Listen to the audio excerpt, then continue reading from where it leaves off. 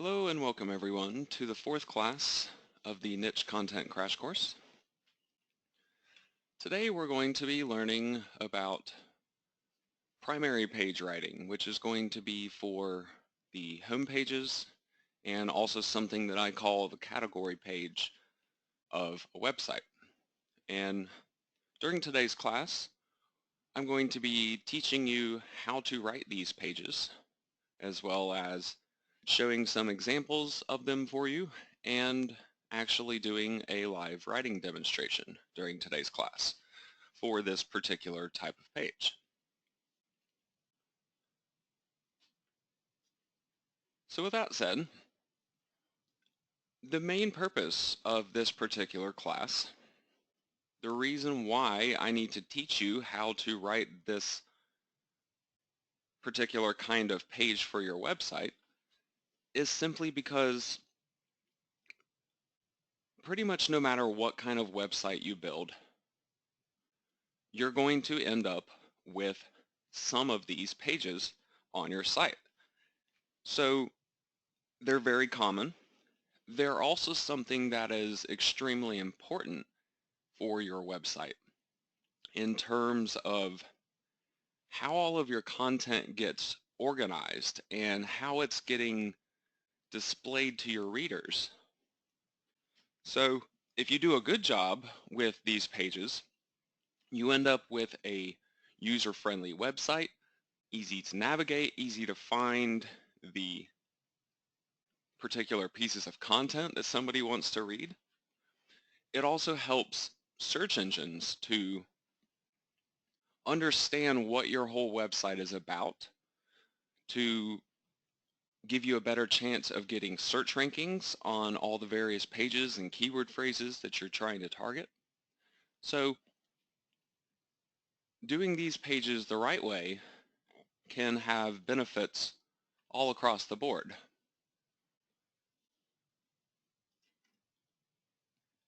Now later on in this class, when I'm doing the live writing demonstration, I'm also going to be showing you the second writing blueprint from this particular series. And that, of course, will be a writing blueprint to help you with home and category page writing.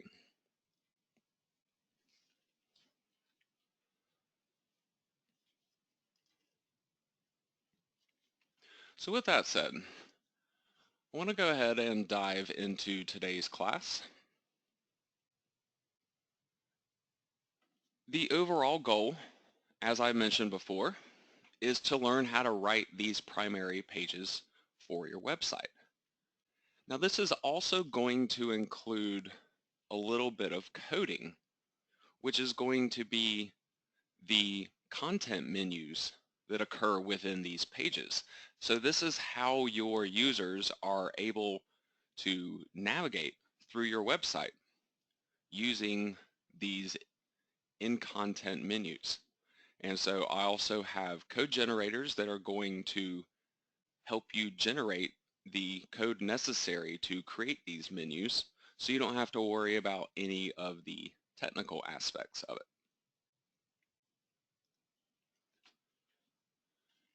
Now before I actually get into showing these pages to you, I want to explain the purpose of these pages first. On a home page, this is going to be the main page of your website. When somebody types in the domain name for your website and they land on that first page, this home page will be the page that they see. So one of the purposes of this home page is to basically give your visitors an introduction to your website, what it's about, the kind of things that they're going to be able to find there. You're also, though, wanting to provide them with a way to navigate through your website. And that's what those content menus, those in-page menus, are going to be used for. And again, that's something that I will be getting to a little later on in this lesson.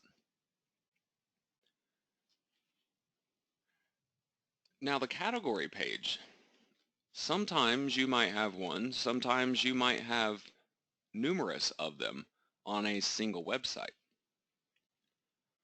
A category page basically allows your site visitors to continue navigating through the rest of the pages of your website.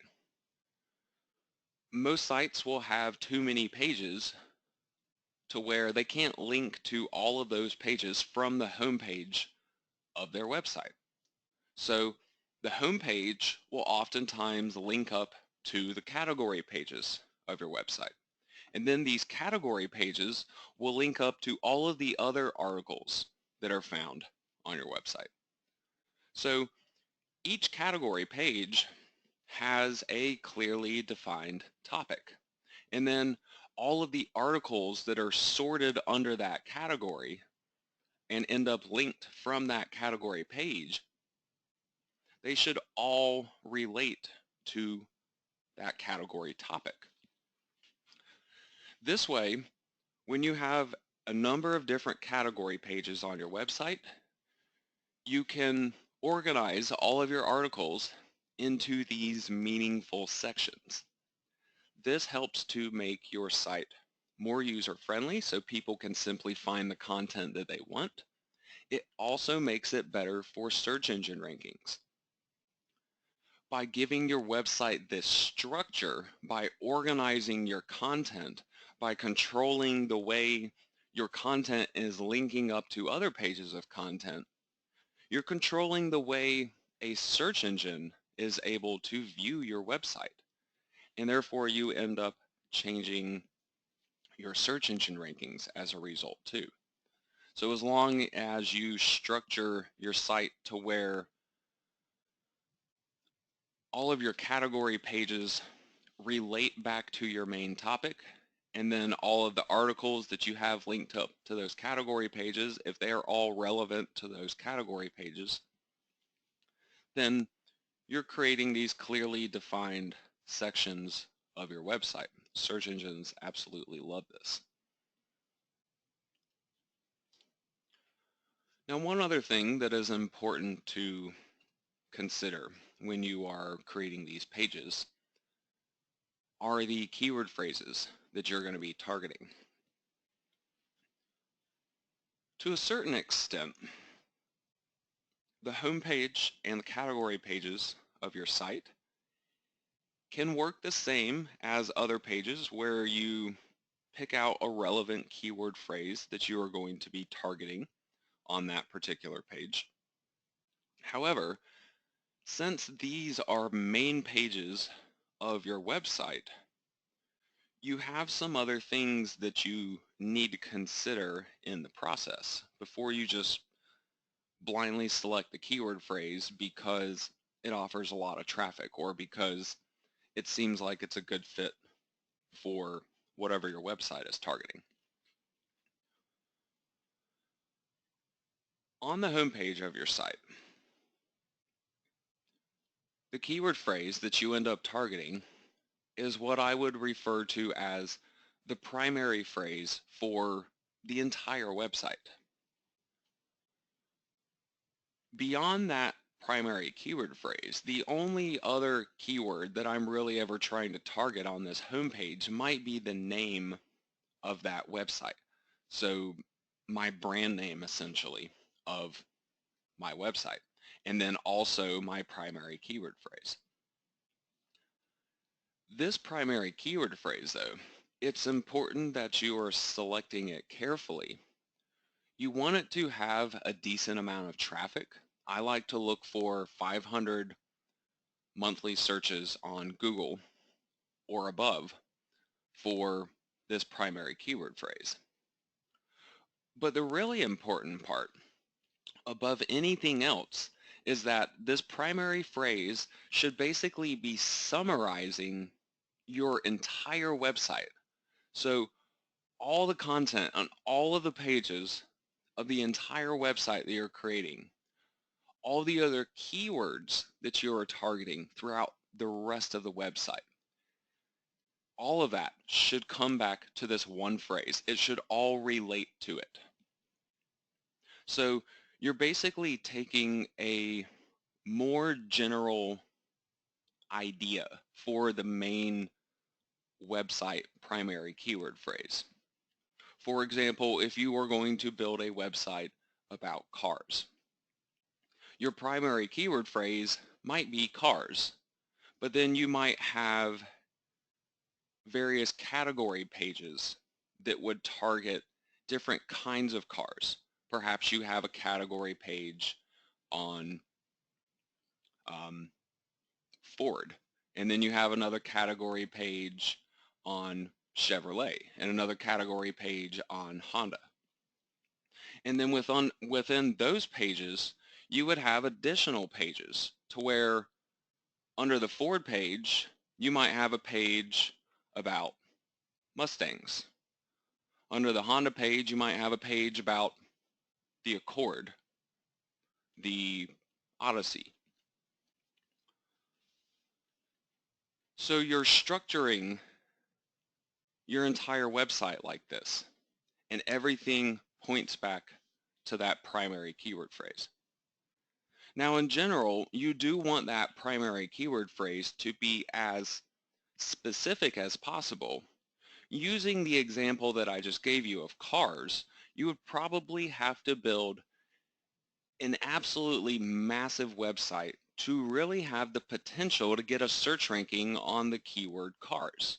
It would be extremely difficult to do something like that.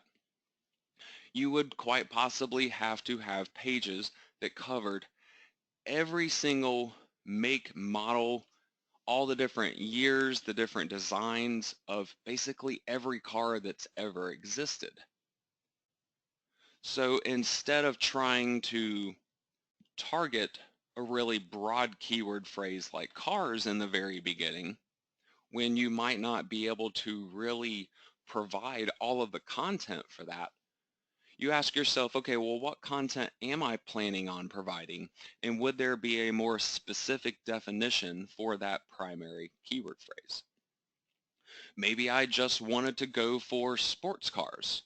Maybe I just wanted to go for sports cars that were made in the 1970s. That would get a lot more specific. It would narrow down the amount of content that my website could target, but since it's such a broad category, I need to narrow that down to a reasonable amount of content. So this primary keyword phrase can be really important in the grand scheme of things. You want to make sure it's relevant to your website, and you want to make sure that you're adequately going to cover that particular topic if you want to be able to get a search ranking for that topic. So then continuing down one more level on our website, we have our category pages. And therefore we have keyword phrases that we will end up targeting on these category pages as well. Now the category pages will usually have a keyword phrase that is associated with each page. But if it makes more sense for your website readers to call a category by something that people might not actually search for, it's okay to do that as long as it's going to make sense for your readers and as long as you are targeting other keywords on other pages of your website to where you'll still be able to get search traffic in.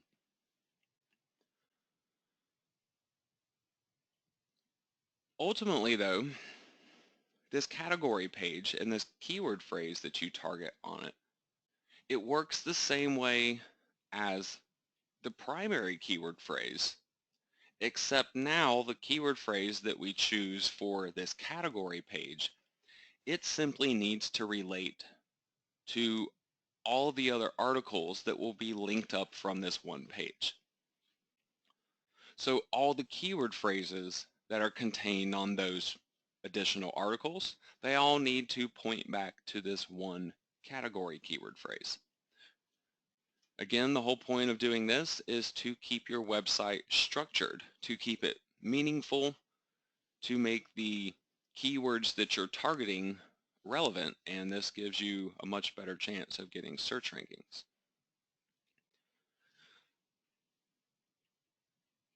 Now, in addition to these main keyword phrases that you might target on the homepage or the category pages of your website, you can potentially target other keyword phrases on those same pages, something that you might refer to as a secondary keyword phrase. However, these should basically always be semantic keywords to whatever your primary phrase is for that page already. So any additional phrases that you try to target should all still relate to that one phrase that you're targeting on that page. So a lot of times with the home page and the category pages, I find that these secondary keyword phrases will end up being keywords that I'm trying to target on other articles of my website.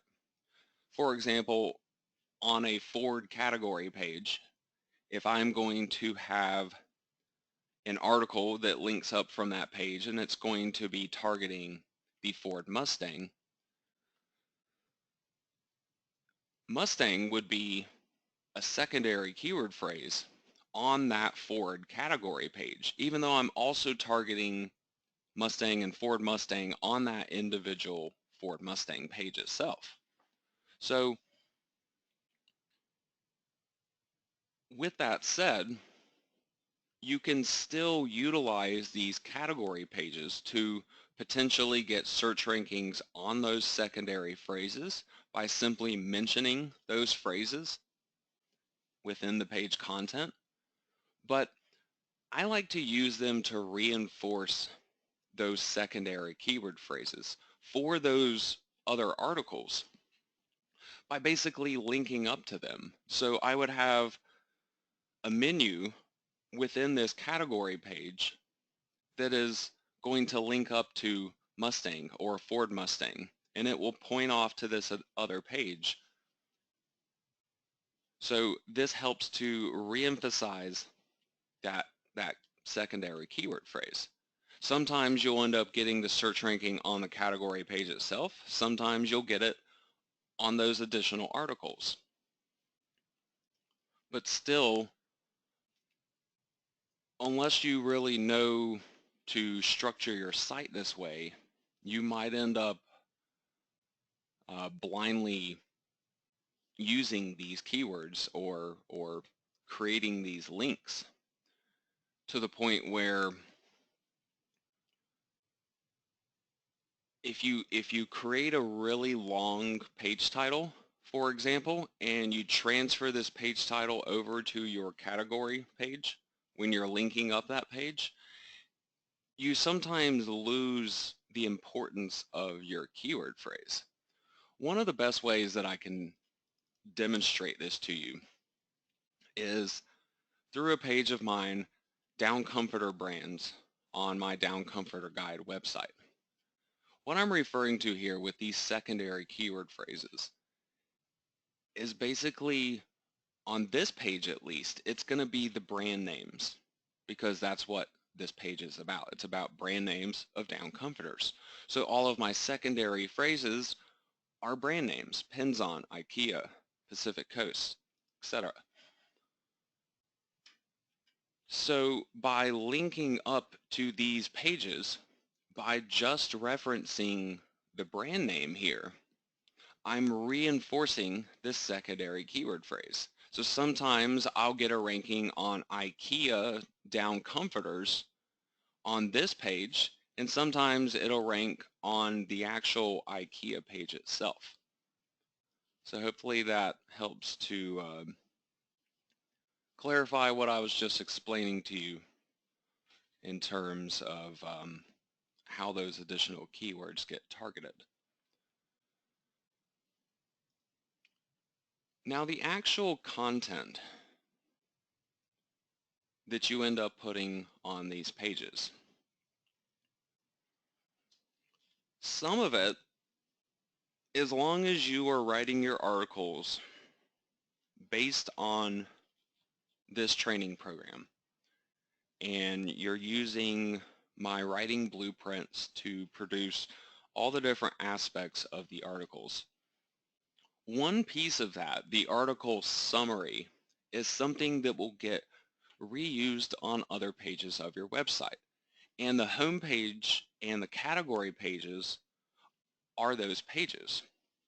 So with that said, some of your content for these pages should already be written for you from doing the other articles on this website already. Now another aspect to this is it's kind of counterintuitive for a lot of people when they're first building a website to work in this manner, but I recommend to work backwards when you are writing your articles. The first page that you're going to think about when it comes to a new website that you're creating is probably the home page. You start with a home page, then you build the next pages of the website, and then you build all the additional pages of the website, and you link everything together.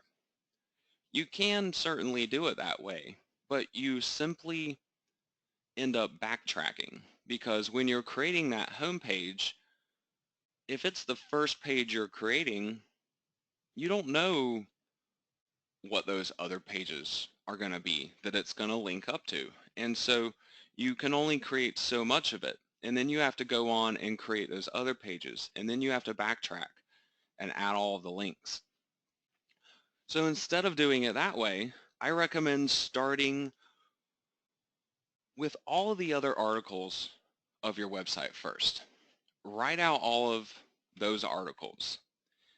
Then figure out what categories you would arrange those articles into. Create the category pages for those articles. And then finally, the very last page that I recommend to create for your website is actually the home page. That way, when you're building this, you know everything else that's going to be on your website already. You have the links ready to go, but more importantly, you know the content that's going to be on the rest of your website. It's really easy to, if you're building the home page first, for example, to start writing and say, you know, that there's going to be this and that on your website, but when you haven't built the website yet, sometimes you just don't really know what's going to be on it, especially if you still have to research all those topics. You might not really even have a lot of knowledge about your subject when you're writing that homepage in the very beginning. So that's another reason why I work backwards. Start with all the other articles. That way when I get back to the homepage in the category pages, I know what the rest of that content on my site is going to be, and I can write better home pages and category pages as a result.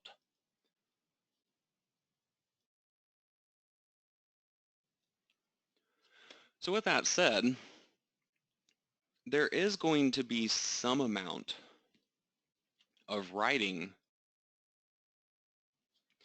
that you're going to need to actually do on the home page and the category page itself, but it's typically less writing than you end up having to do on a lot of the other pages.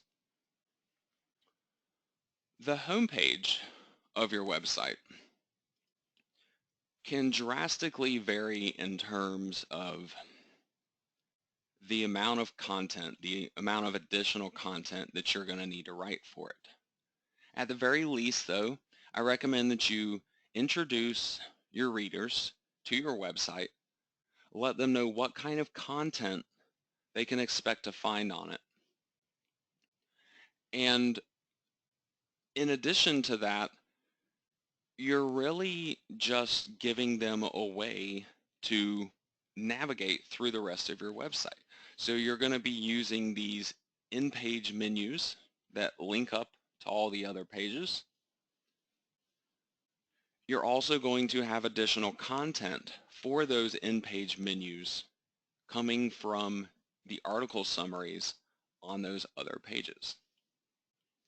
So now with the home page, the thing that can really determine whether or not you're going to have to write a fair amount of content to go along with those menus will really be determined on how much content you're going to have in those menus. So I want to give you a couple of real life examples of this just so you can see what I am talking about. This is the home page of a website of mine, Eden CPs. This is for my personal hobby, but it's also something that I do as a business, importing these plants and reselling them online. On this page, my menu content, which you could basically consider to be all of this content here, it's a pretty decent amount of content. I have 4 paragraphs worth of text within just this one menu section, in addition to other text that I have included here. Now this is still a fairly new website and it's something that's kind of under construction, but I have a number of other sections planned to add on to this site, and they're basically going to look kind of like this one does. And these are all going to be menus. So these are all linking up to additional pages on my website. So since I have a decent amount of content for those menus on this site, this is basically my article for my homepage. It's pretty short. This article, again, is introducing people to my website, telling them the kinds of things that they can expect to find here, and just kind of giving them a brief summary of, what my site's about. Then they can continue on with navigating through the rest of my website. So here, I didn't need a lot of homepage content. On other sites of mine, though, where my homepage menus do not involve a lot of content, on this website here, everything I have highlighted in the middle is my menu for this homepage. So there's really not a lot of content here. There are not a lot of words. There are not huge paragraphs of text to essentially add to my word count. So I had to do additional writing for this particular site. I introduced them to my site and my topic here with a couple of paragraphs in the beginning. But if I didn't do any more than this introduction and my menu, my homepage would be over with right here. That would be it.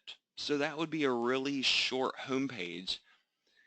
It wouldn't really offer a lot of substance or meaning to people. So I continue on with just some additional writing on this particular site.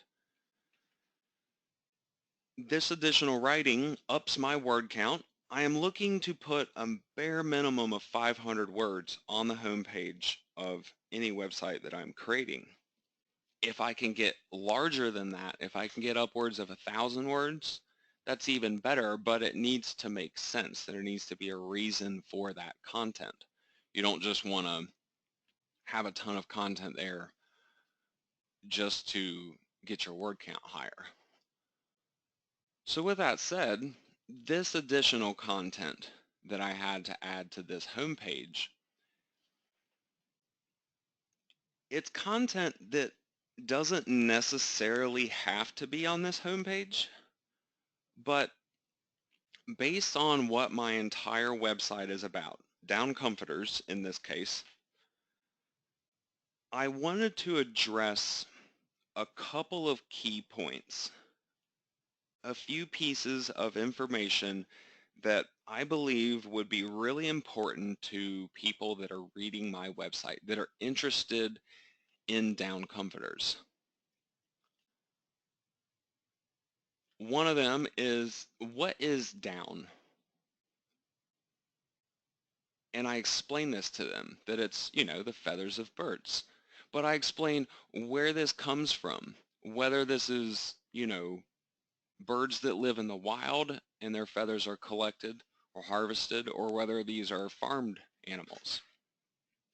This kind of stuff, in my opinion at least, would be really important to a lot of people that are interested in down comforters. There are some people that do not want to have real animal products, or they want to make sure that those real animal products are being ethically or sustainably harvested.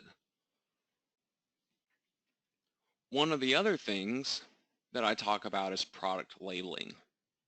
There's kind of some confusion when it comes to this product and how manufacturers call these goods, what they refer to them as in terms of the language for these down feathers. And this is important to consumers because it simply changes the final product that they're getting. Sometimes they'll use sneaky language to basically sneak in a cheap type of feather. And so I again felt like this was important. So while all this content doesn't have to be there, it's relevant to my entire website, and I also feel like it's important information for people that are going to be reading this website, and it helps me to avoid having a really tiny homepage. So with that said, depending on how much content you have in those menus can greatly affect whether or not you have to write more content for your homepage article. Now, when it comes to category pages and the content that is needed for them, these pages will typically require a fairly small amount of content to go on them. The reason why is the same thing that I was just showing you with the home pages, where you have some content for the menus that is going to be coming from other pages. But on a category page, in many cases at least, it's simply more content that is going to be within these in-page menus. So this brands page that I was showing you previously, this is one of my category pages. And these first number of paragraphs up at the top, this is my introduction. So this is basically the article that I wrote for this brands page. Everything else on this page is part of the menu system. So this is linking up to my Pins On page. All of this content here, this is my article summary from my Pins On page. This is my article summary from the IKEA page. So all I had to do was create these pages first to write out my article summaries for them, and then I just add in those article summaries. So I write my introduction, I put all the titles for my pages, and then I just paste in my article summaries down below each of them. So the content on these pages, as long as you are doing the other articles first, and as long as you are doing it the way that I teach in this course, where you're creating those article summaries, then you have fairly minimal content to actually write for these pages. It's just that introduction that you really have to worry about.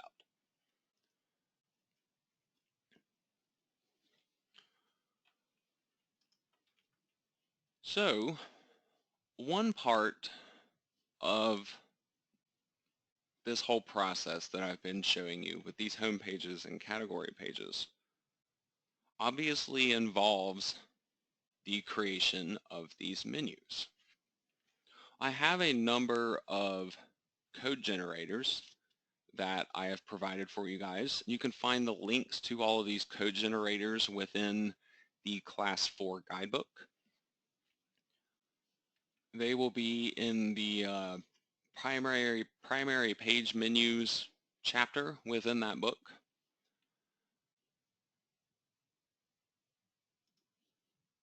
The first one of them that is linked up from that guidebook is the Hobby-Azon code generator.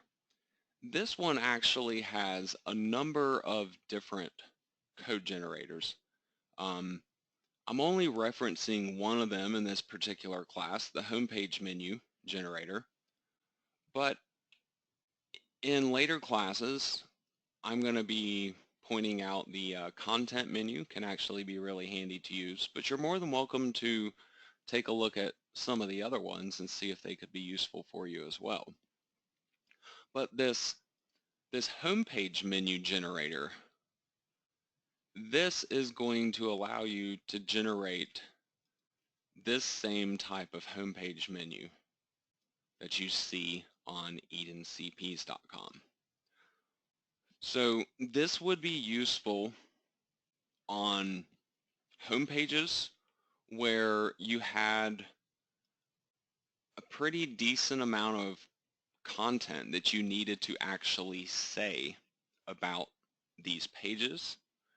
It would also be useful for when you want to be able to show some kind of a thumbnail image to go along with all of the pages that you're going to be linking up to.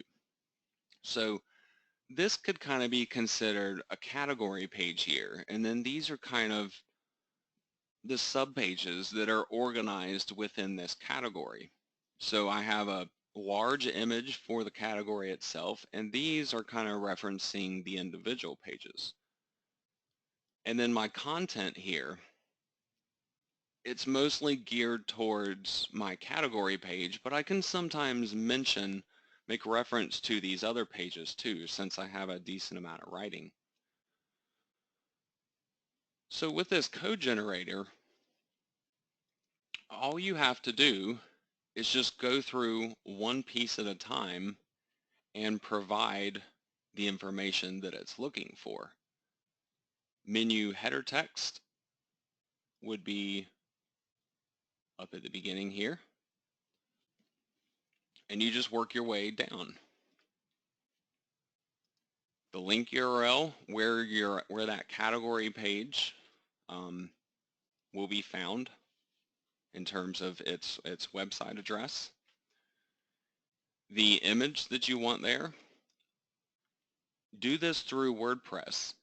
Create an image where you're uploading it through the WordPress system and then inserting that image into your page, and then copy all of that image code and just paste it into this box. So that's why it's asking for code here. Everything else though that you have to put in is just text and URLs. These additional link text and link URLs and thumbnail URLs, these are just referencing each of the additional menu items going down this page. Now I also have this menu system for the home pages found on my Down Comforter website. This is the second menu code generator that I have provided for you guys. This is something that works basically in the same way, where you're providing the text for the category title. The slug would basically just be the URL, but it's the URL minus the domain name. So on my brands page here, for example, it would just be brands.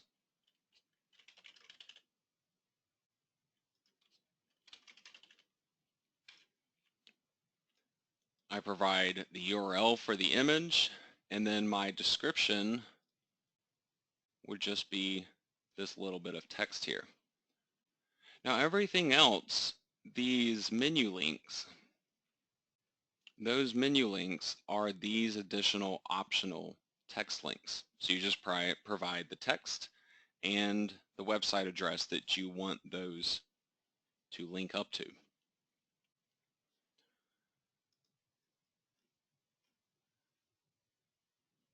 Now finally, there is also a category page menu. This category page menu is what you're seeing on my brands page, where you have the title, you have a really long description, and then you have an image. So all you have to do is one at a time provide your title, the URL for that page, the image URL, and then the large description to generate them. And you just do this one at a time. So you're entering the information for this one here. I would put pins on my page URL where this is going to link up to goes in the second box. The image that I want here, the URL for that goes in the third box. And then finally, my full article summary will be going under page description. So you just provide the information that it's requesting, you click on the generate button, and it's going to give you the code. You just select all this code, copy it, paste it into your WordPress page.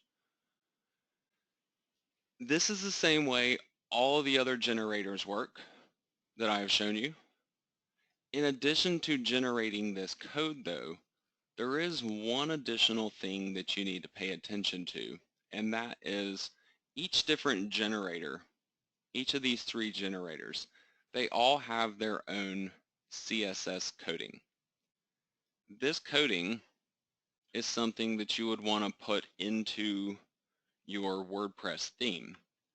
I use and also teach the use of the Weaver themes. Currently, the modern one is called Weaver Extreme, and I provide the instructions for inserting that CSS code into that particular theme. If you're using a different theme though, there should be some setting or option there that allows you to paste in your own CSS coding.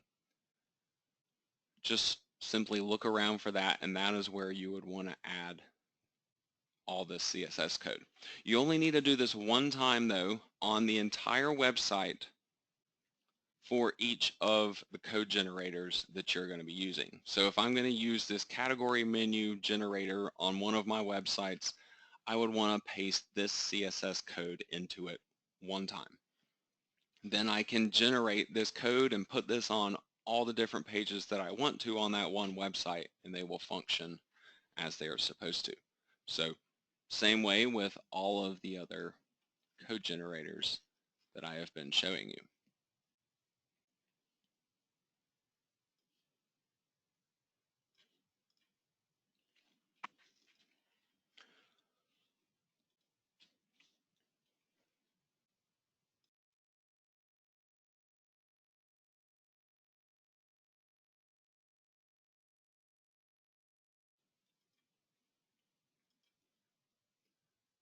So now that I have explained kind of an overview of how all of this is going to work, I'd like to do some actual real-time writing for you guys so you can see how I do the whole process, how I take a topic and translate it into a homepage or a category page for one of my websites. Now I am actually interested in continuing expansion on this particular website, on my Eden CP's website. Ultimately, I have a ton of different content that I could really try to put on this website. And I'd like to at least start adding some of it in ways that will help me to attract the right kind of people within this particular industry. What I mean by that is carnivorous plants as a hobby is a fairly broad industry. There are some people that will grow any kind of carnivorous plant.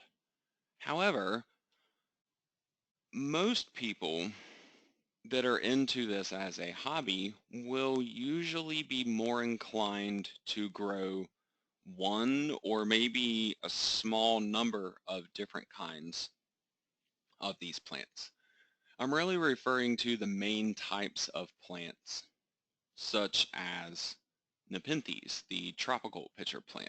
Some people will exclusively grow this kind of plant, even though there are hundreds of different kinds of this type of plant here. Other people might grow exclusively Sarracenia if they live in the USA and they don't have a greenhouse and they just want to grow these plants outside. Then these plants and maybe even the Venus flytraps might be the only things that they can grow under their conditions. So with that said, anybody interested in carnivorous plants could potentially be a good audience person to have on my website.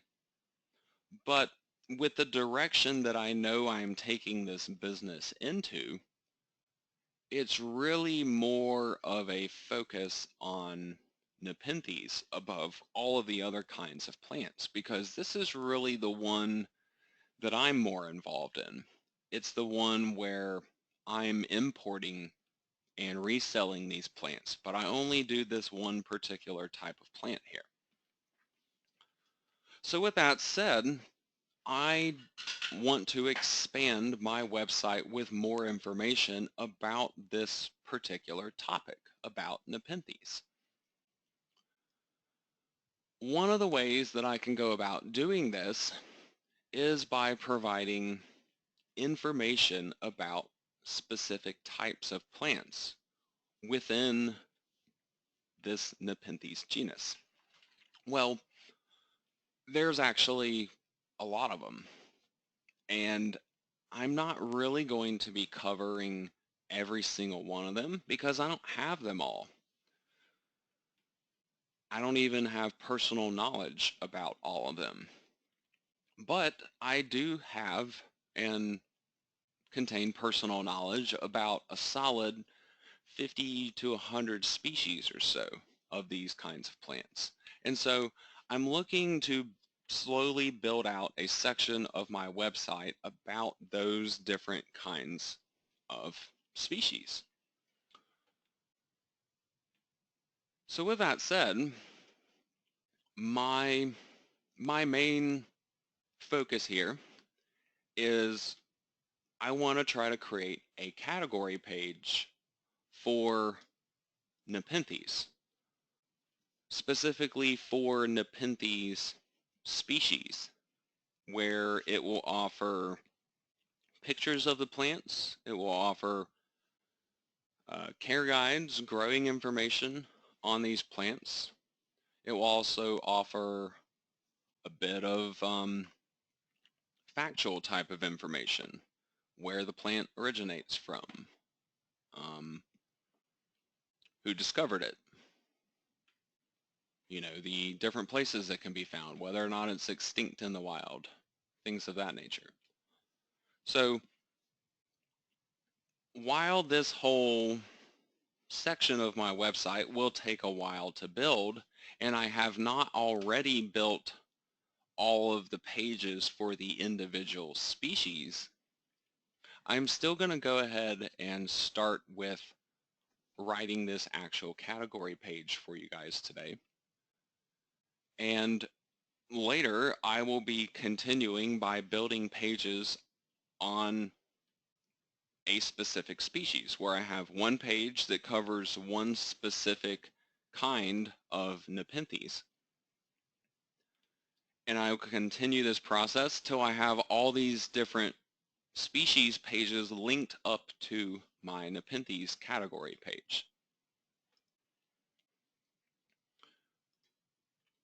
So with that said,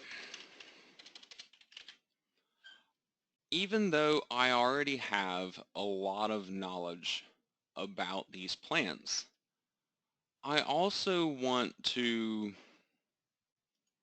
show you kind of how I would go about doing this if maybe I didn't know a lot of information about these plants. One of the things that I will begin by doing is just kind of brainstorming. I will go out to these different websites. I'll usually start with Google, kind of like you saw me do just a second ago, and search for my topic and open up a number of different pages about this topic.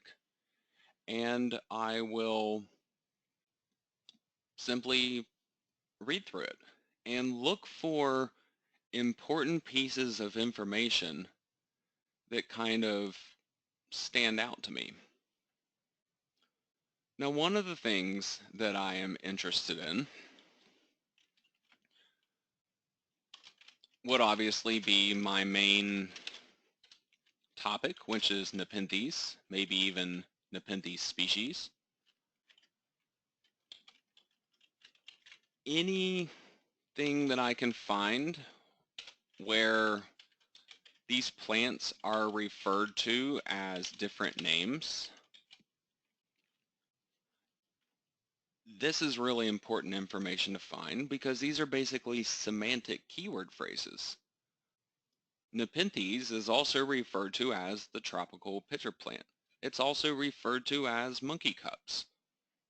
So by just simply finding this information out there and being able to rehash this information on my website will make my site simply a lot more relevant. Now, I'm also interested in where these plants are originating from. I can easily find a list of these.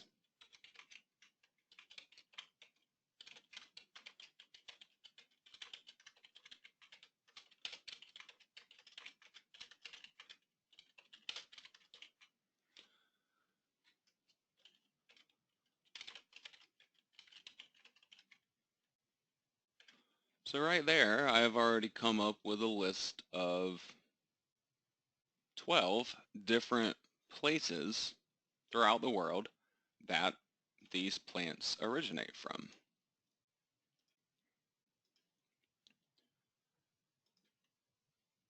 Now another big thing with these plants also has to do with climate and their habitat, essentially.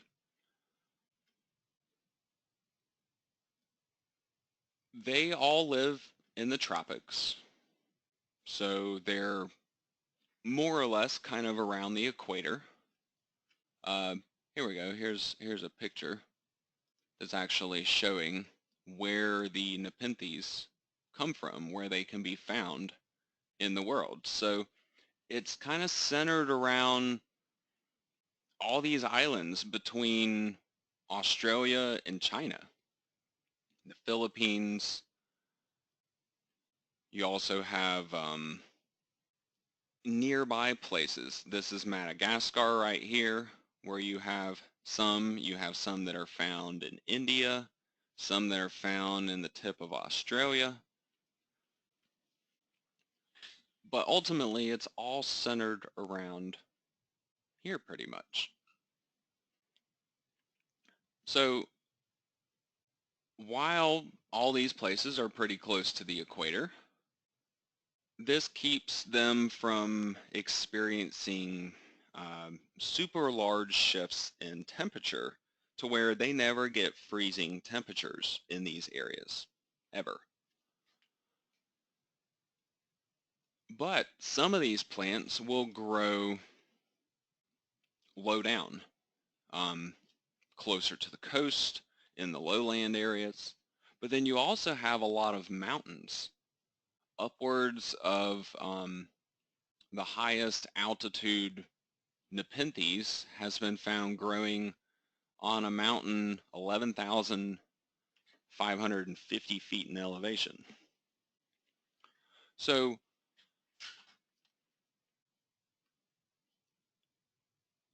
this is important for growers because anything above about 4,000 feet in elevation makes the difference between a plant being a lowland plant and a highland plant. Growers are sometimes only interested in one of those two types of plants because of the environment that they have to be able to offer these plants. So this is also very important. Being able to distinguish highland or lowland, and also what the elevation cutoff is for that definition. Ultimately, any of the species of these plants can be grouped into one of those categories, either a highland or a lowland plant.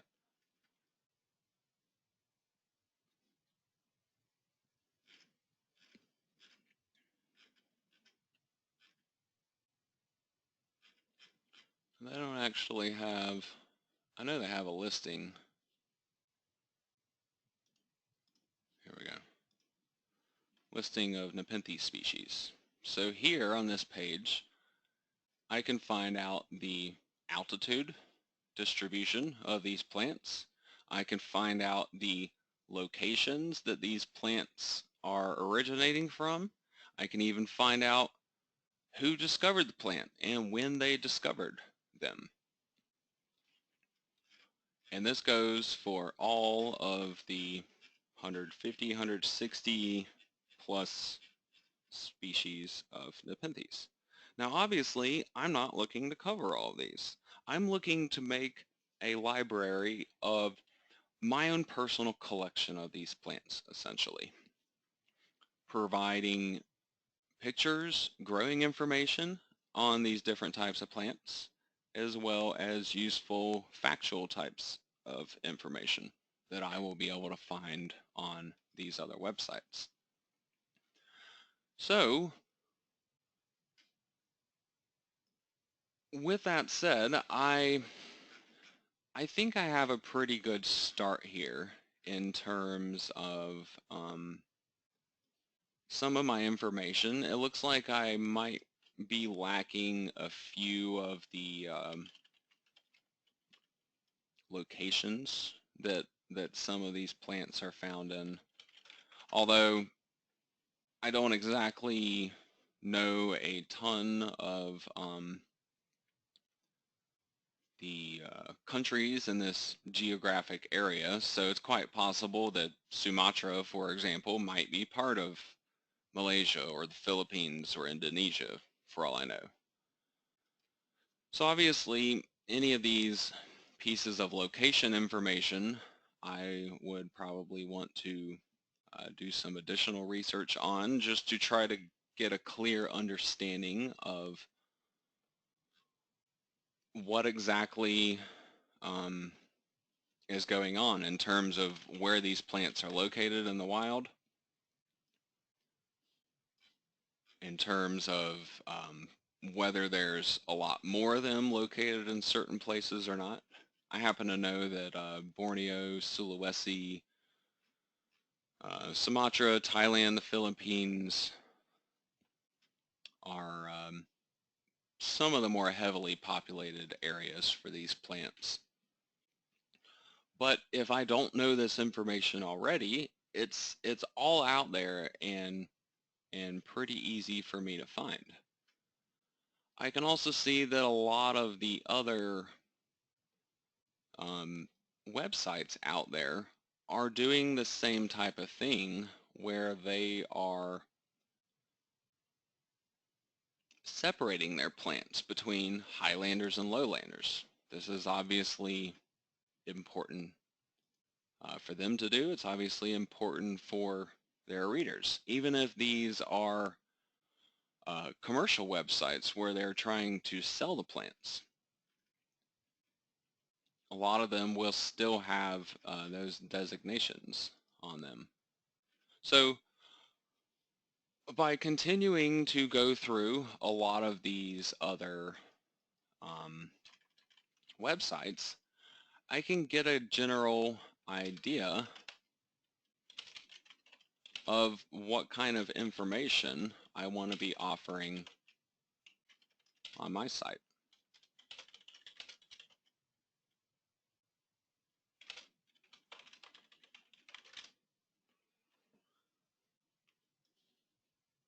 So I begin with this brainstorming aspect here.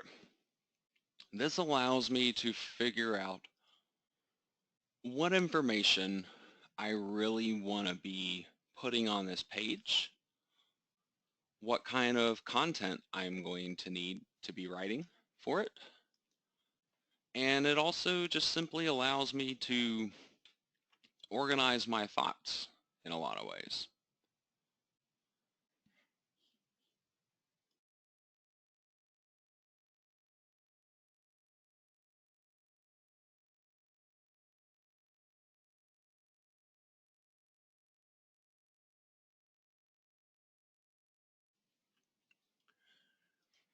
Now this is the second writing blueprint that I have created for this particular course, and this blueprint, number 2, is geared towards these primary pages, either home pages or category pages.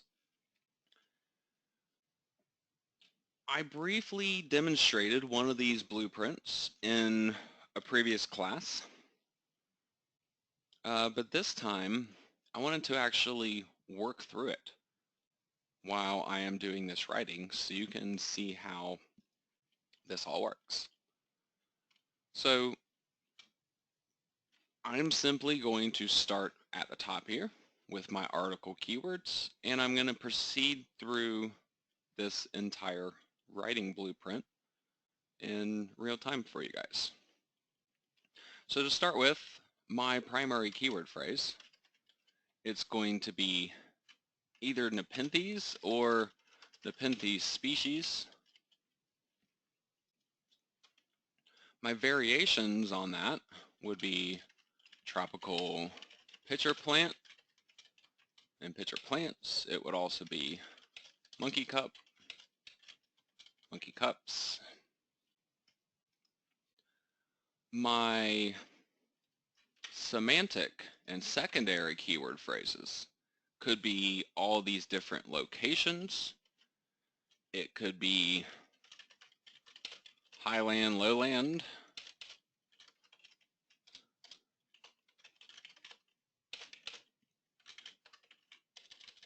There are also a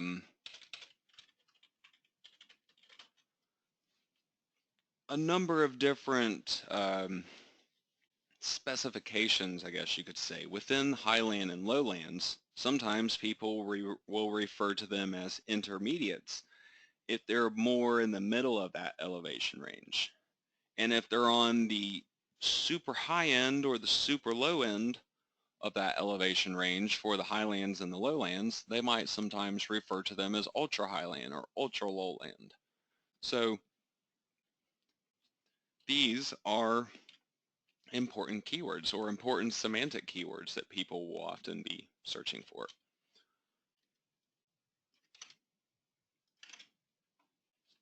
I also have these types of keywords relating to the plants.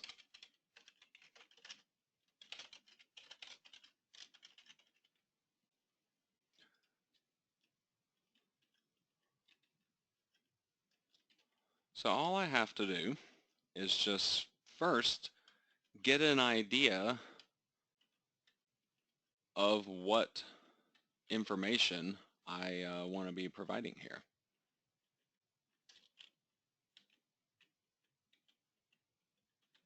This is going to help me later on because I can just simply refer back to this list and easily know, okay, I need to be using these words within my content. Where can I accomplish this at? So now moving on, my article title. I need this to be a fairly straightforward title. It's definitely going to contain the word Nepenthes, possibly even Nepenthes species. I'm thinking since I'm going to be focused on the actual species and providing information on how to care for them and cultivate them and grow them, I'm kind of thinking something like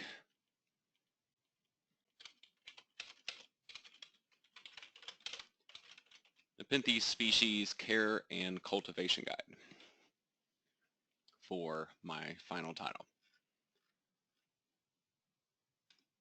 So continuing on with my meta description, this is going to be kind of an embellishment in a way of what my title just was.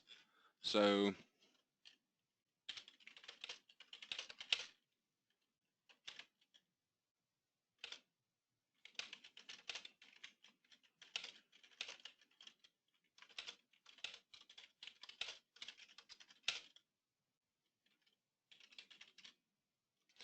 I can say something like, learn how to grow a wide variety of highland and lowland Nepenthes species using our in-depth cultivation guides. That should be sufficient. I don't want to make that one too long. This again should be something you try to keep under 140 characters or so. My article summary for this, I need to consider where this is going to be going, first of all, before I really determine whether or not it's going to be a long or a short article summary. So this will end up going on this particular homepage. I will probably just create a whole new section for it, kind of like this. But I don't know if I will really end up having a lot of these submenu items. So I may end up wanting an article summary somewhere around this size. One paragraph, 2 to 3 sentences or so looks like it might be about what I am looking for here. So with that in mind now, I'm coming back to my article summary, and I want to continue expanding on my title, on my meta description, and basically just write a slightly longer version of it.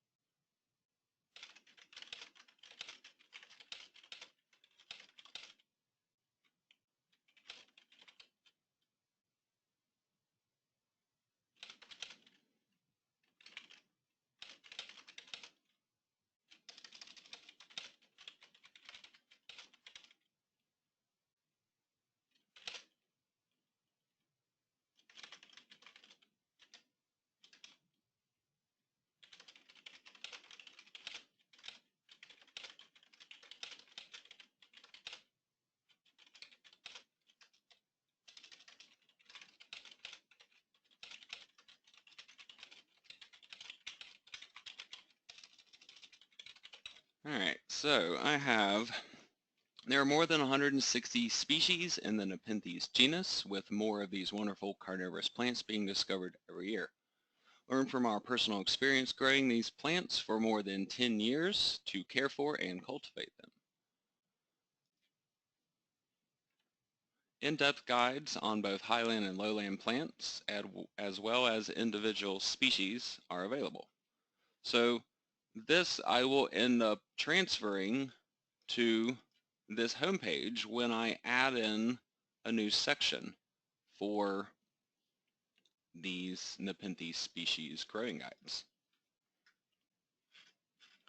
So continuing on to my article introduction.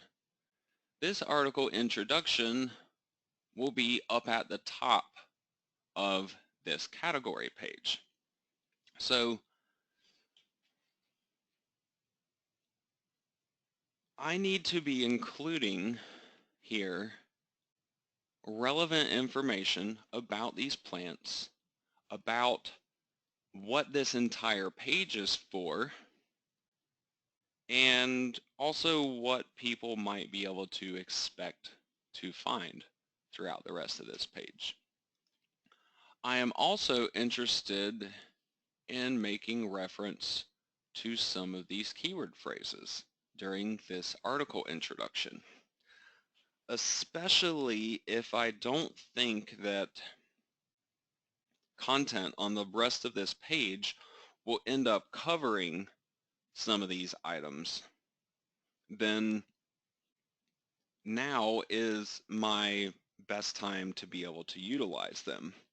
So to a certain extent, I do need to think about what the rest of my page is going to be like before I really have a clear understanding of what I want to be writing in this introduction.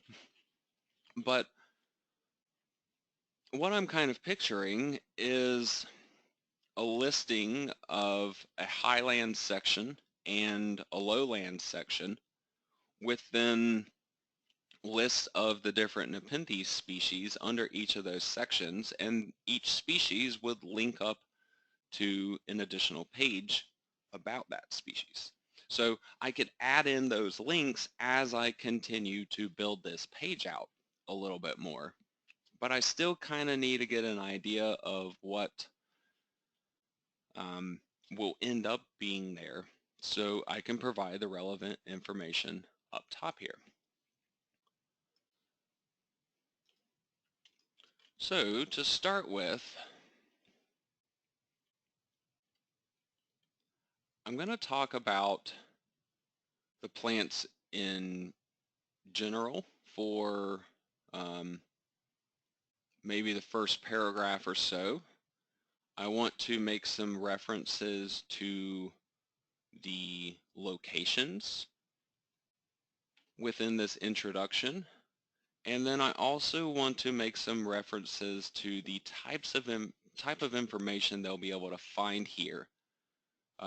Things like lighting and humidity, temperature, soil requirements, watering requirements for these types of plants, things that would be relevant to the care and cultivation end of it.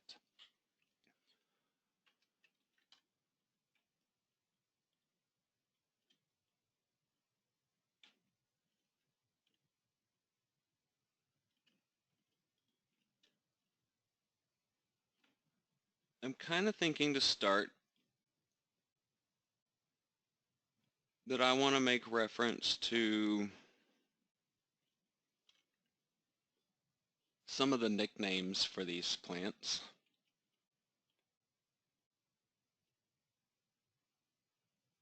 And also kind of briefly talk about the plants in general.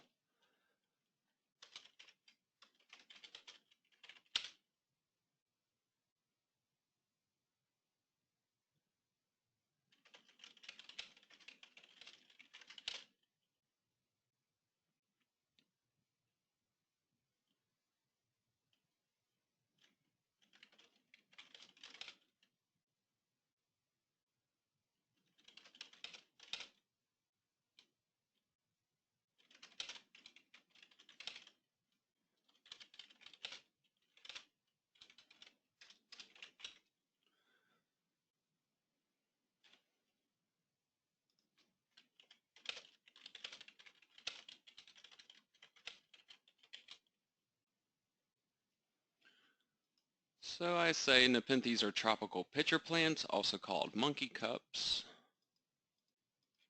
that are found mostly in the Pacific islands of Asia.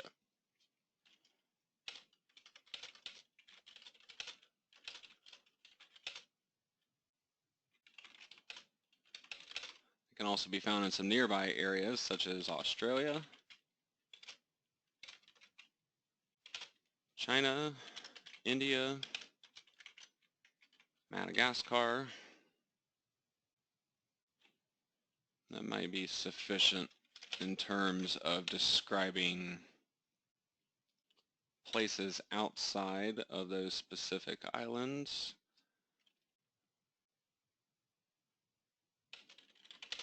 I can even embellish on this a little bit and start to list some of these places as well.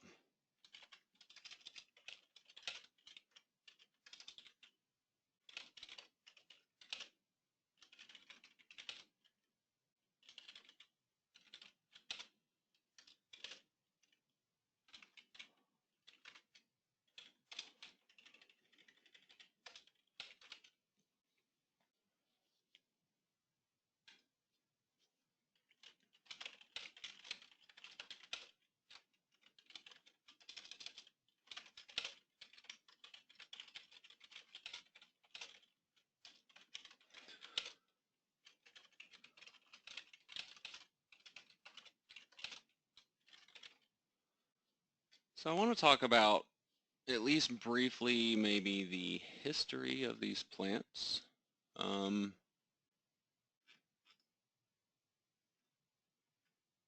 curious when the first one, here we go. The genus name was first published in 1737.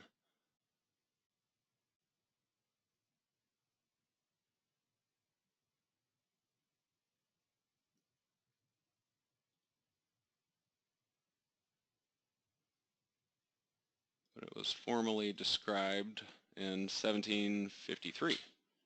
So those could be relevant dates, 1737, 1753.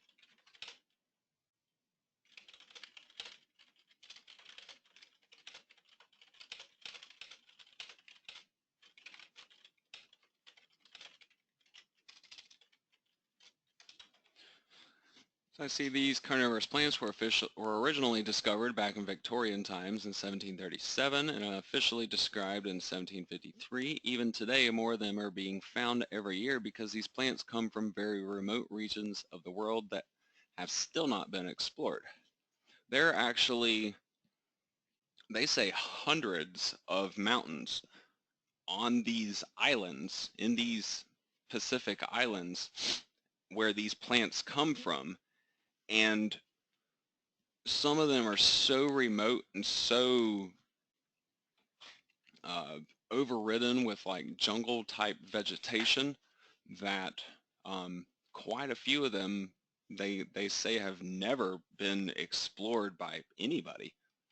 And so every year there are these new expeditions that go out to these areas and they'll try to go and hike up a new mountain that nobody has ever gone up before, and they commonly are finding new types of plants under under this particular Nepenthes genus. As you can see here, this one was discovered in 2013. This one was found in 2016.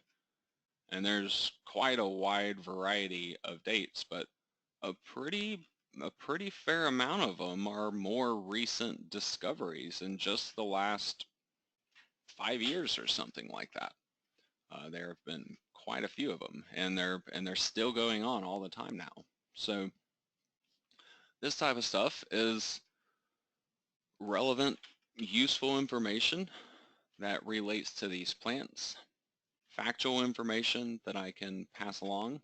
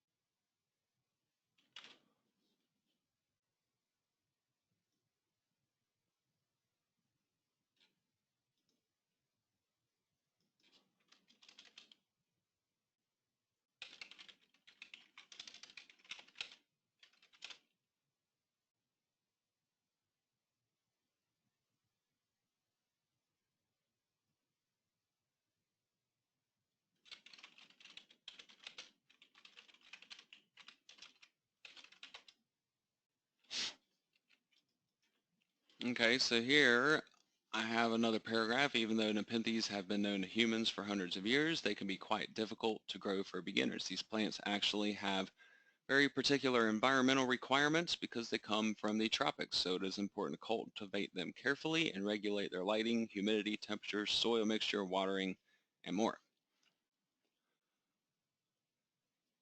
So I have kind of addressed now some of my keyword variations. I have mentioned a lot of my locations. I have talked about care and cultivation of these plants. And so really one of the only things I have left to do is kind of talk about elevation and the classification of the plants in that manner. Now, instead of doing that as part of my introduction, which I could, I'm actually going to save that for the next part of this article. Since there are going to be a rather large number of species that get sorted into either a highland or a lowland classification, I'm going to have a section for each of them. So I'm going to have a section on highland Nepenthes, and I will have kind of an introduction paragraph or two to go along with that, along with little thumbnail pictures and names of each of the species, and those will link up to other pages on my site. Then I will also have a section on the lowland plants. So more or less, I think my introduction here is fairly complete. I'm thinking I might want to add in an additional sentence or so that'll just simply help to connect this with the next piece.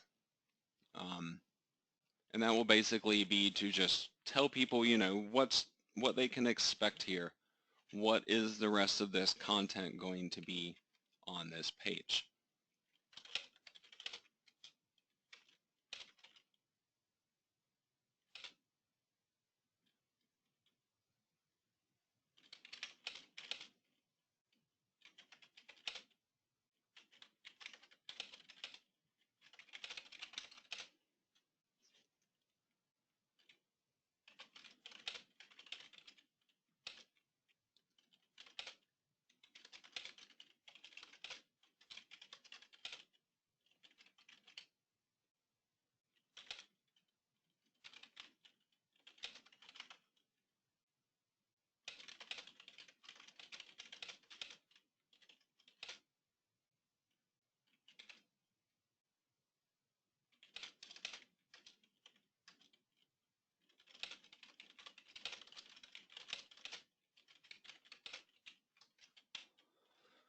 So I will say, to help you care for these plants, we have created growing guides for many different Nepenthes species. Browse through our listings below to look for more detailed information on specific plants. So I have my article introduction completed now, and the next part will really just be linking up to the different species types. So I'm actually going to be doing this by having a section on lowland Nepenthes, and then I'm going to have another section on highland Nepenthes. Now, to a certain extent, this is going to work a little bit different than it would for the average category page. Typically, like on the brands page, the Down Comforter brands page that I was showing you earlier in this class, I would have my introduction, and then everything else would just be a compilation of the article topics and summaries for those topics. This page is going to be a little bit different though, because I don't know for sure whether I want to include an article summary for each of the different Nepenthes species on this particular page. My reason behind that thinking is because of how many of them there could potentially be. There's 160 plus species. I'm not planning on covering all of them, but even if I was going to cover all the different species that I personally own and grow, I could be looking at 70, maybe 80 species, and so therefore 70 or 80 pages that could end up being linked from this category page, and that would be a lot of additional content to try to include there if I was to then have even just one sentence stated for each of those species that I was going to cover. That would be a pretty large amount of content. So I'm thinking I want to keep the listing of the species a little more compact, since there's going to be a lot of them. So therefore, because of that, I'm not going to use article summaries from the species. Instead, I'm going to basically do an article summary for the different kinds in terms of lowland. So I'll have a summary for the lowland Nepenthes, and then I'll have a listing of species that will link up to those pages. And then I do the same for the highland. So I wanted to point that out in this demonstration. This will likely be different from what I normally do on a category page and what you may end up wanting to do on your category page. But I thought that was worth explaining how, these pages don't have to always be the same. You think about what information you want to be giving to your readers and how you can organize and present that information in the best way possible. And that's what you want to try to achieve. And then think about how you can utilize my code generators to help you to achieve that with as little work as possible. So with that said, to start here with the lowland Nepenthes, I'm going to have a summary about this before I then have a listing of some of the different species that I will be covering. So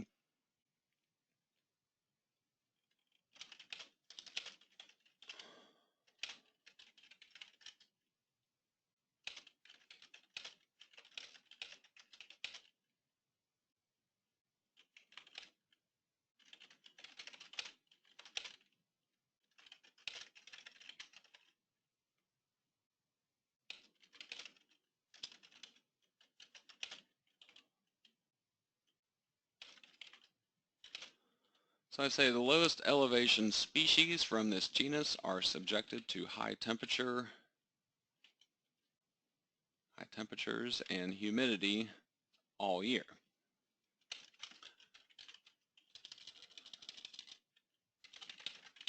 At the lowest elevations, temperatures will rarely drop below 70 degrees Fahrenheit. I don't know if it's going to let me add the little degree symbol there. I'll just put 70 F.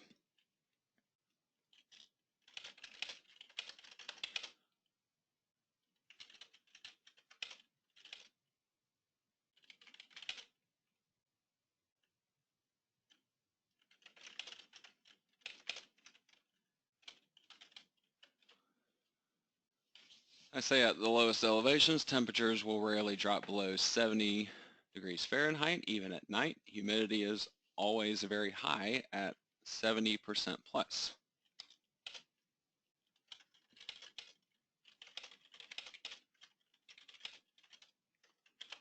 Think of it like a tropical jungle is the easiest way to put it. These plants will also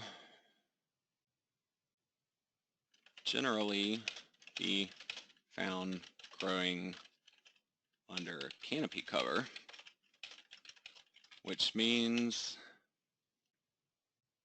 they receive lower light levels.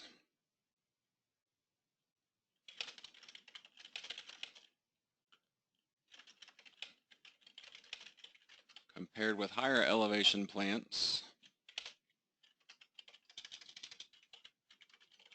lowlanders can usually grow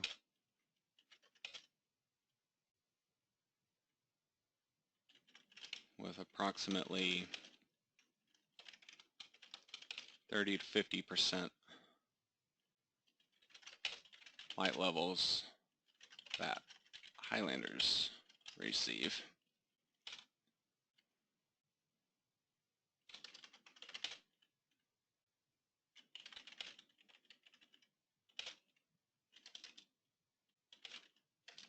Anything above 1,200 meters, which is 3,937 feet. Maybe I should just simply say below.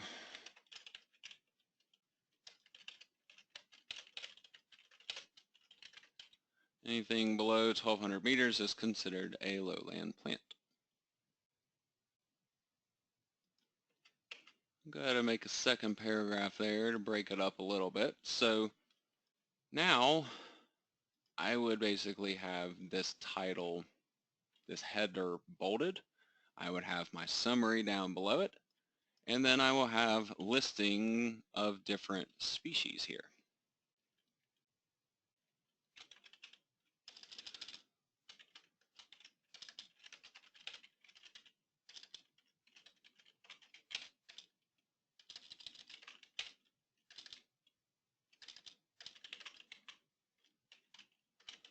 None of these are going to end up coming out saying they're spelled correctly because they're all Latin names.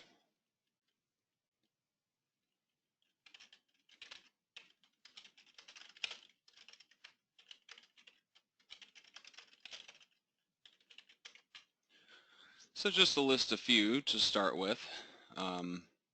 Here are some of the lowland species. So I would just have a listing of each of these. Because I'm repeating the word Nepenthes over and over again though, I'm probably not going to want to say that with every single species if I'm going to list possibly 50, 60, 70 of these. So one common way to address this is by abbreviating it with an N. I could simply omit the word Nepenthes in all these cases and just call them by their species name when I'm trying to link them up. But doing it like this would help me to avoid some keyword spam that way. So I'm not, using the word Nepenthes potentially 100 times on what might be maybe a 1,000 word article at the most.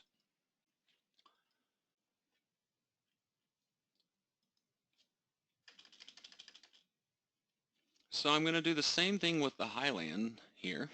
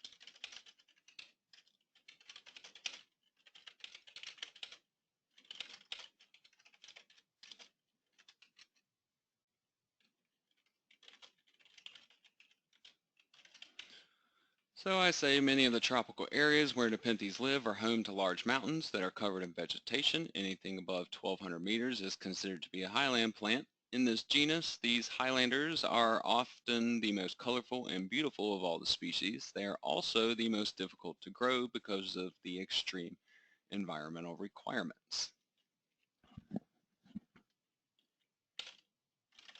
These plants need warm days that do not get too hot, usually not above 80 degrees.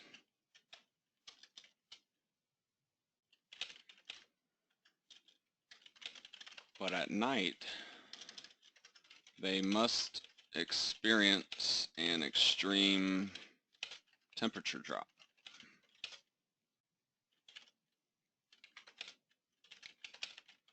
of at least 20 degrees Fahrenheit. Many highlanders experience nights in the 50 to 60 degree Fahrenheit range.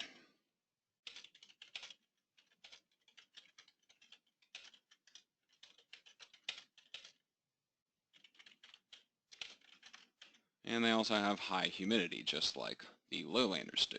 So this is actually the hard part. Most people do not have these natural conditions where they live, especially not in the USA. I live in South Carolina. I get summers here that get up to into the 90s. We often have some days that are even 100 degrees or higher here during the summer. So if I were to grow these plants outside, they could die in a single day. Then at nighttime, though, there needs to be a temperature drop down to about 50, 60 degrees, depending on how high of an elevation plant it is. So where I live, there are a few months out of the year where it might be 50 to 60 degrees at night and no more than 80 degrees during the day. But the vast majority of the year, it's either too hot at night or way too cold at night. So these plants have to be grown in a controlled environment that regulates every aspect of it. Temperature, humidity, watering, lighting, And so you have to get all these different factors right to ultimately be able to grow these plants well.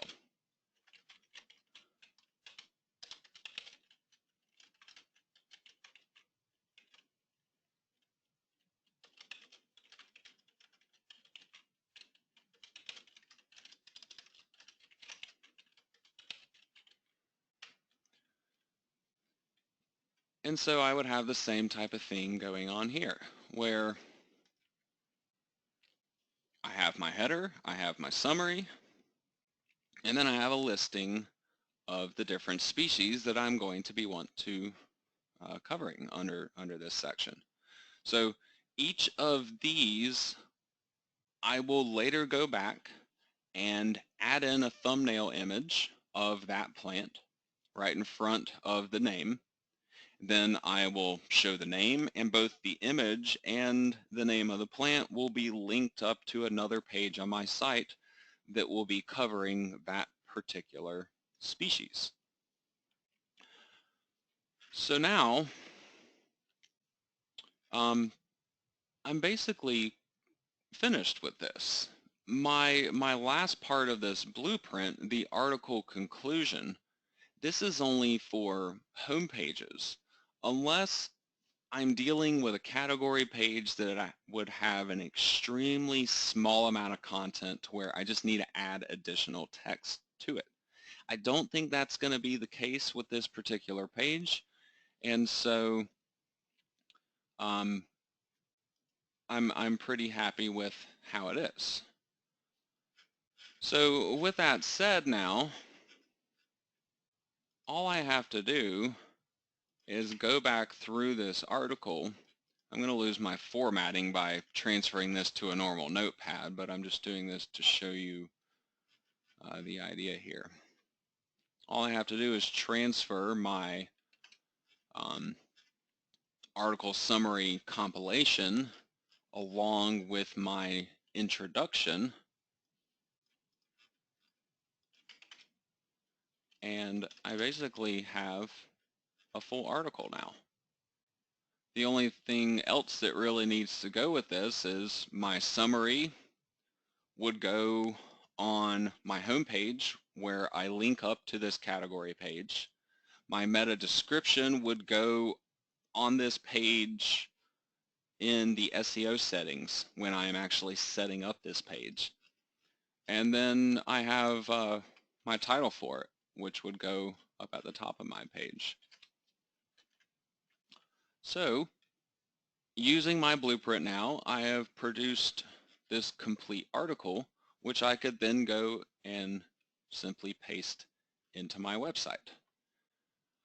I could then utilize some of my code generators to add an in-page menu for these types of plants that I want to be covering, but this is not something that I'm really quite prepared to be doing yet because I still have to create all these additional pages. So again, this goes back to me telling you earlier in today's class that it's a lot easier to work backwards on this.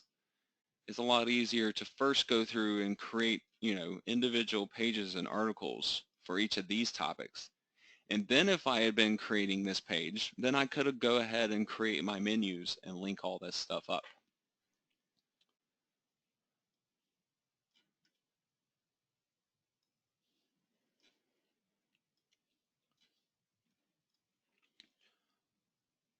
So with that said,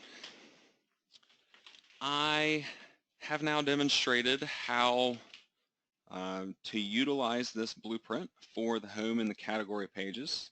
I demonstrated the writing of an actual category page on one of my websites today.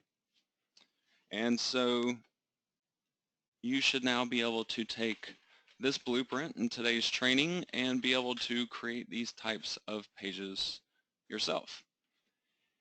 Over the course of the next 2 classes, we're going to be covering other kinds of pages, other types of content.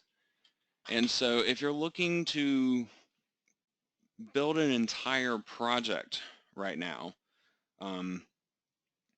you may want to wait until you can see the next couple of classes especially if you do want to be able to work backwards. So I will, over the next couple classes, be teaching about all those other types of content articles, your informational articles, your product review and sales types of pages that will often be those other pages besides the home and the category page that you're going to be creating. So we're going to learn all those, and this will give you the entire picture of how to create all these different types of content pages, and not just that, but how to put all this stuff together, why you need all this stuff, what purposes it all serves. So I'd now like to go ahead and open the floor up to open Q&A. If anybody here today in the live class has questions they would like to ask me about today's training or even about any other training I've gone over in this series so far, I welcome those questions from you now. Let's see, John is asking, with copyright and licensing regulations, where's a good place to find images for a website? I have a couple suggestions for you on that. Obviously, if you're able to take them yourself, if it's something that you do,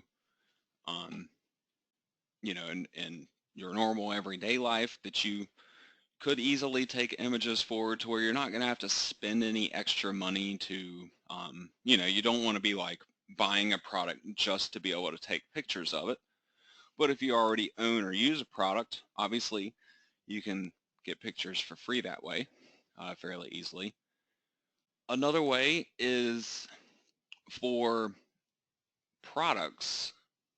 I like to utilize the Amazon website. As long as I'm going to be promoting a product on the same page where I'm using that image, they don't have an issue with you using their product images to promote those exact products. Another place that's pretty good is Wikipedia. Pretty much any image that is on Wikipedia is able to be reused. You might have to give somebody credit or for the copyright of the image or something like that in the process, but a decent chunk of those Wikipedia images can be reused. Another way is by using Google to do the searching for you. If I was looking for pictures of Nepenthes that I could use, I would search for Nepenthes. I go over to images and believe it's in the advanced search here. They have these usage rights that you can search by. So I'll often select this one if I'm just going to be reusing the image. If I want to be able to take the image and do some editing in it in Photoshop, for example, if I wanted to maybe turn it into a logo or something for my website, I might use this other option and just refine my search. And then it's not a guarantee, but in most cases, the things that come up that are labeled for reuse here in Google will typically be okay to use. And as you can see, one of the things you will often find here are going to be pictures from Wikipedia or from one of the many different kinds of wiki types of sites that are out there.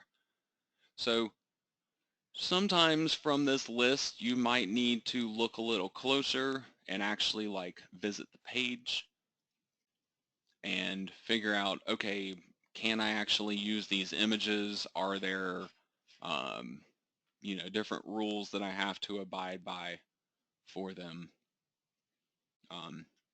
You know, it'll always tell you this work has been released into the public domain or whatever the permissions are for that image. You get to this little standalone page on Wikipedia, you can always find that type. So down here, I don't really have to do anything if I wanted to reuse this particular image. I could put this on my website, I could turn it into a logo or something if I wanted to, and I don't even have to attribute them for using this picture. So, you know, just explore what's out there. I use Google as a good starting point though to try to help me find that type of stuff. And then just, you know, look closely and see what the rights are for the images that are out there.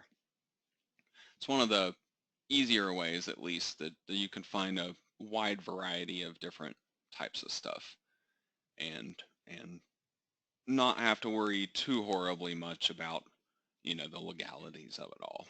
Doing it this way, at least, and I've been doing it this way for a long time, at least a decade, if not more, I've been using this same type of tactic.